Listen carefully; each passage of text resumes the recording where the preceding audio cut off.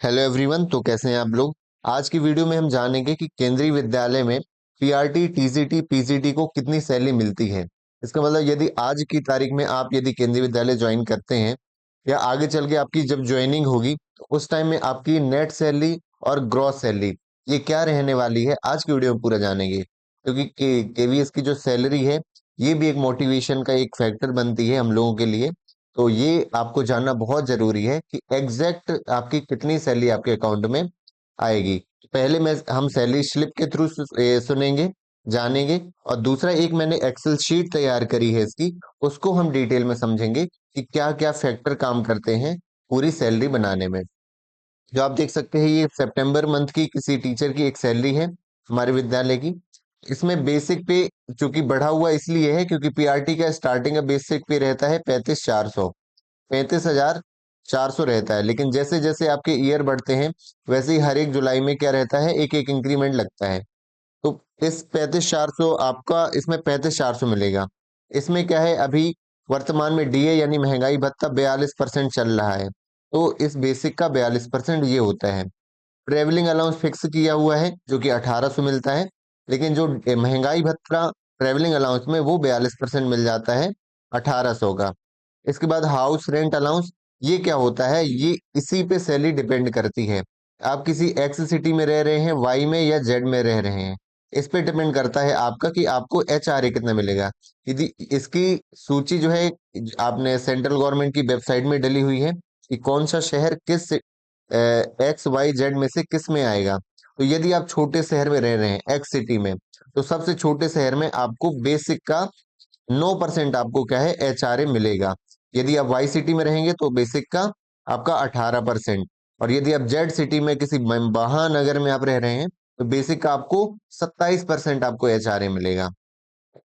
इसके बाद क्या होता है, एनपीएस आपको पता होगा, ये जो एनपीएस ओन शेयर आपका जो शेयर है वो क्या होगा, ये कटेगा। डिडक्शन का मतलब ये चीजें आपकी कटती हैं सैलरी में से।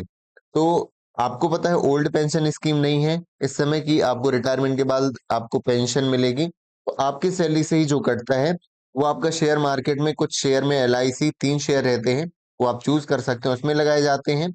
और ये कितना जाता है, आपका बेसिक और डीए। तो बेसिक और डीए जो है इसका टोटल करके 10% जो होता है उसका, वो आपको एनपीएस में लगाना होता है। और गवर्नमेंट भी कितना, बेसिक प्लस डीए का कितना 14%।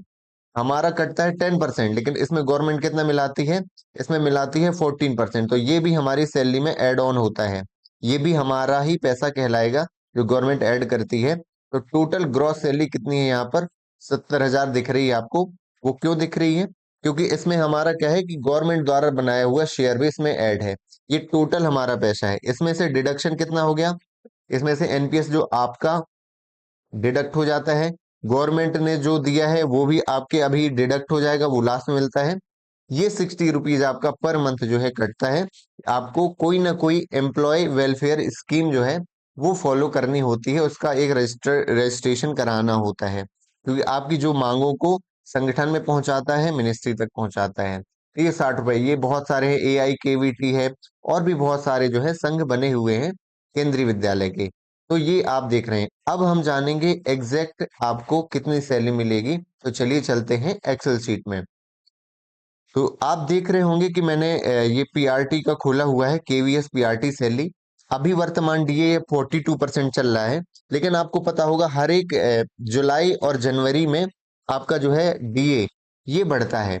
अभी जुलाई का बढ़ा नहीं हुआ है। जनरली ऐसा होता है कि इन महीनों में बढ़ नहीं पाता है, इसके बाद के महीनों में बढ़ता है, लेकिन आपको उसका एरियर मिल जाता है। जैसे जुलाई, ये जो डीए है ये कब का मिल रहा है, जनवरी 2023 का। और अभी कौन सा महीना चल रहा है, ये चल रहा है अक्टूबर वाला महीना। तो इसका मतलब ये जो बढ़ जाना चाहिए, लेकिन आने वाले कुछ ही दिनों में बढ़ जाएगा ये, लगभग 45% रहने की संभावना है। तो ये जो इसका एरियर भी मिलेगा, मतलब ये जो डीए जो है 3 महीनों का डीए एक्स्ट्रा मिल जाएगा एक भुगतान में हमें, एक्स्ट्रा में, अतिरिक्त में। अभी की बात करें, अभी 42% चल रहा है, ये जो कि ये जनवरी का है। और मैंने अलग अलग सैलरी बनाई है। देखिए बेसिक पे है आपका 35,400 रहता है प्राइमरी का, ये इसमें मैंने 42% का फॉर्मूला लगाया है।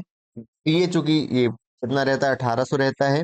इसमें 42% लगाया है। HRA आपको मिलता है 9%, ये बेसिक का। आपका एनपीएस कटता है, और एनपीएस जो मैनेजमेंट शेयर जो गवर्नमेंट मिलाती है, ये इसमें ऐड होता है ग्रॉस में, और 60 रुपीज आपकी सैलरी से कट जाते हैं। तो ग्रॉस सैलरी आपकी, यदि आज के टाइम में ज्वाइन करते हैं किसी बिल्कुल छोटे शहर में, एक्स सिटी में, जो 9% मिलता है, आपका जो ग्रॉस सैलरी बनेगी 63,000 बनेगी, और नेट सैलरी जो आपके अकाउंट में क्रेडिट होगी वो आपकी 50,923 होगी। हो सकता है शुरुआत में ज्यादा मिले, क्योंकि शुरुआत में आपका एनपीएस अकाउंट नहीं बना होगा, लेकिन तुरंत ही आपका एनपीएस अकाउंट 2-3 महीने में बन जाएगा, जो कि रिकवरी भी कर ली जाएगी। पुराने 2-3 महीनों में जब नहीं कटा होगा आपका एनपीएस, वो भी काट लिया जाएगा।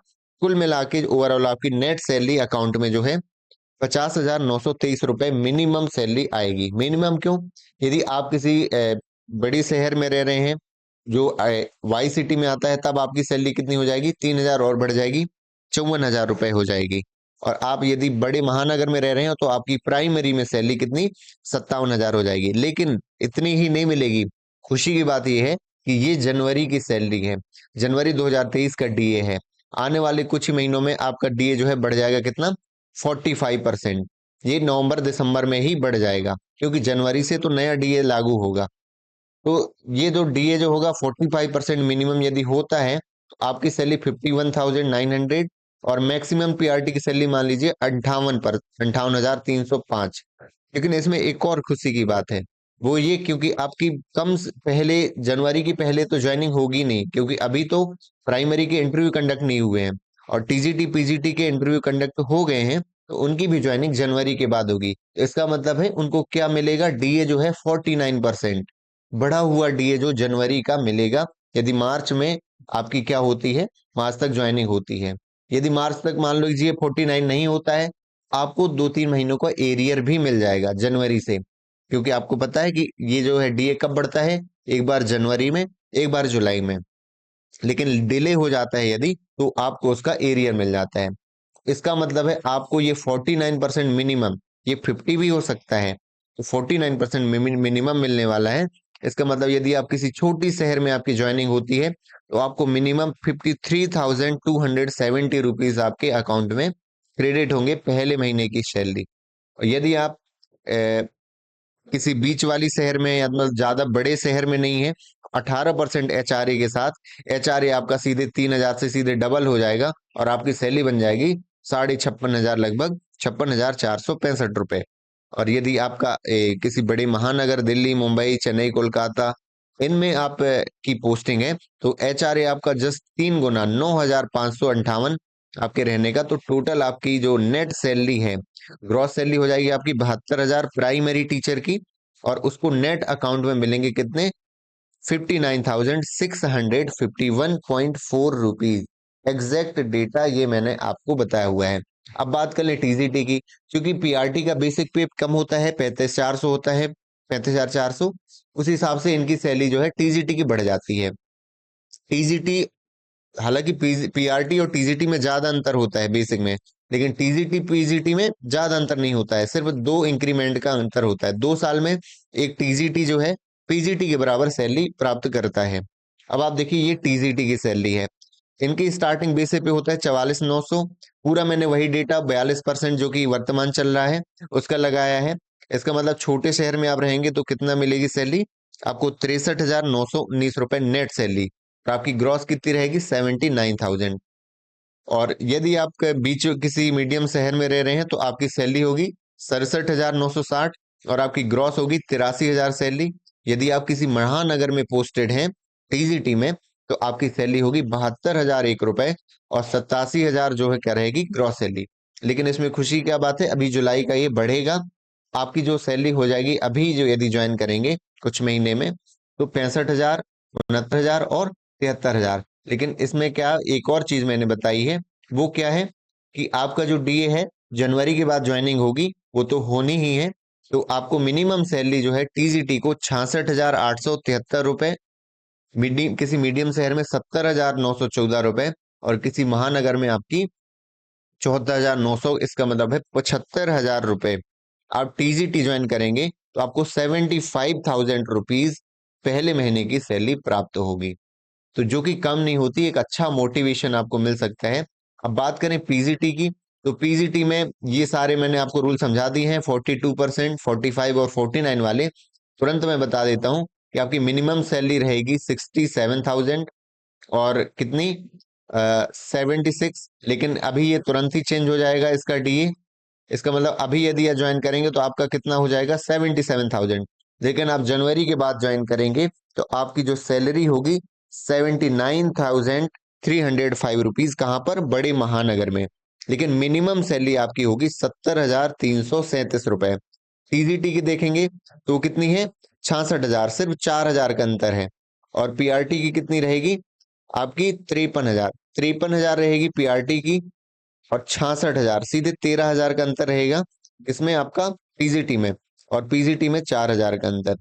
तो उम्मीद है आपको वीडियो समझ में आ गई होगी, आपको एक एक नॉलेज हो गई होगी कि किस तरह से सैलरी बनाई जाती है, किस तरह से कटती है हमारी सैलरी, डिडक्शन होता है, एनपीएस में हमारा शेयर गवर्नमेंट कितना मिलाती है, एंड इसमें वेलफेयर स्कीम में 60 रुपए महीने ही देने होते हैं। कुल मिला के आपकी नेट सैलरी कितनी आने वाली है। आप बीच में वीडियो जो है पॉज करके इसको देख सकते हैं कि आप किस कैटेगरी में आते हैं, टीजीटी में है, पीजीटी में है, या पीआरटी में है।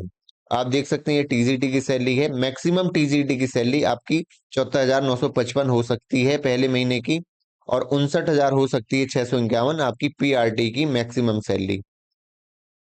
तो आई होप आपको बहुत इसमें समझ में आया होगा, और इसी तरह से मोटिवेट होकर के इंटरव्यू की तैयारी करते रहिए। जल्दी आपके इंटरव्यू की जो डेट आ सकती है वो इस बेसिस पे, क्योंकि लगातार अब सीक्वेंस वाइज जो है केवीएस जो है रिजल्ट जारी कर रहा है।